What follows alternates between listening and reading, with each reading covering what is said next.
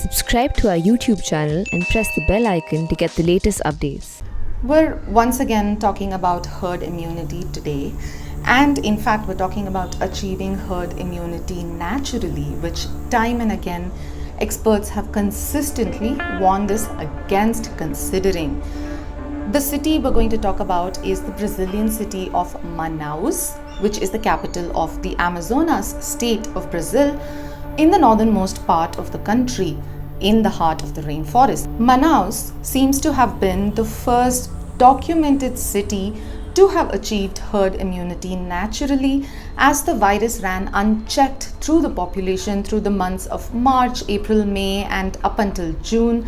After the disease peaked, the numbers of deaths and cases have been steadily falling. In this video, we will talk about what happened in the city of Manaus, whether the city has achieved herd immunity naturally, and whether this can be extrapolated to the rest of the world. My name is Sandhya Ramesh, and this is Pure Science.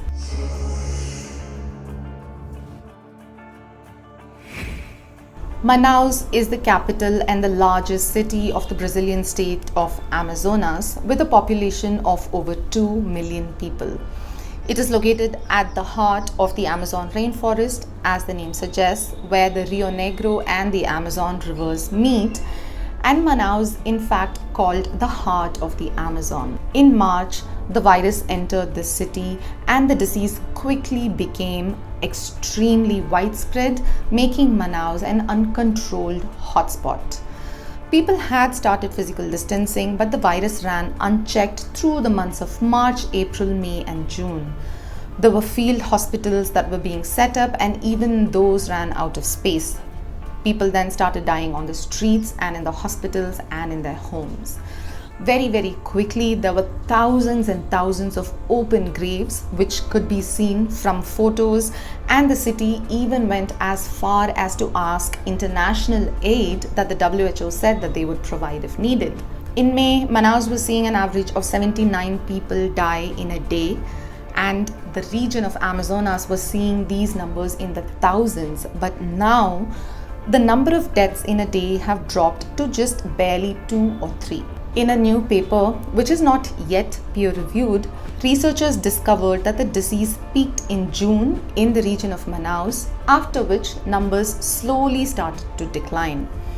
The researchers estimate that about 66% of the population got infected, till what appears to be the virus running out of people to infect. They estimate that a total of 1 in 500 people got infected, and the infection fatality rate was at around 0.28%. In epidemiology, in a susceptible population, the attack rate of a virus or a disease is the percentage of people it infects, and these are the numbers that the researchers have come up with for Manaus.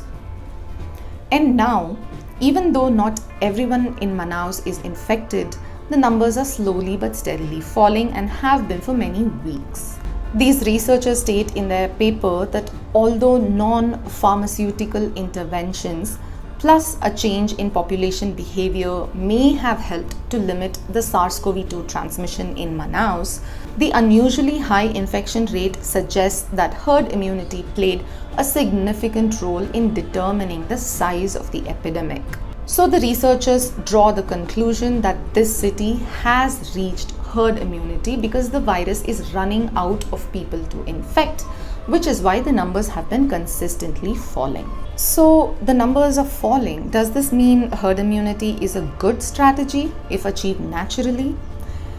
Experts still disagree. These include not just epidemiologists, but also virologists, immunologists, and vaccinologists, as well as general public health experts, and all of them say that it's still not a good strategy to achieve herd immunity naturally. Florian Kramer, who's an immunologist at Mount Sinai Hospital in New York and is also a trusted voice online, said that community immunity via natural infection is not a strategy.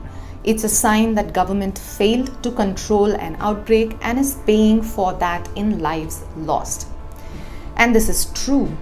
In the state of Amazonas, the death count is tens of thousands already. Even back in May, when deaths had hit already 25,000 in the city, officials were accused of covering up the actual death count. There was a detailed story on AP that came out in May, which we will leave in the description box below, which outlines how the people were behaving. People were partying, there was no physical distancing, people were wearing their masks on their chins and their foreheads, leaving their mouths and noses exposed, and even leaders were in denial. If you remember, Bolsonaro called the virus a little flu and refused to enforce physical distancing or lockdowns or any kind of mobility restrictions in the early days. And people just kept dying by the thousands every day in the state of Amazonas, and specifically in Manaus, where the virus ran completely unchecked. This is what will happen if the disease runs amok. There won't be space, there will be mass graves, hundreds of thousands will die in their homes and in the hospital and in the streets, and officials will scramble to make the numbers look less worse than they are. Such problems and disease spread are even more important when we consider what the region of Amazonas and Manaus specifically are like and the demographics here. The population of Manaus is very young. According to Brazil's Institute of Geography and Statistics, only 6% of the population is above the age of 60, which is just a little less than the Indian number, but much lower than high-income Western nations where the average lifespan is a lot longer.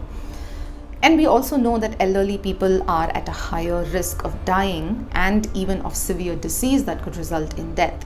So the tens of thousands who died in Manaus were among the expected lower number of deaths in a place that is primarily young in population.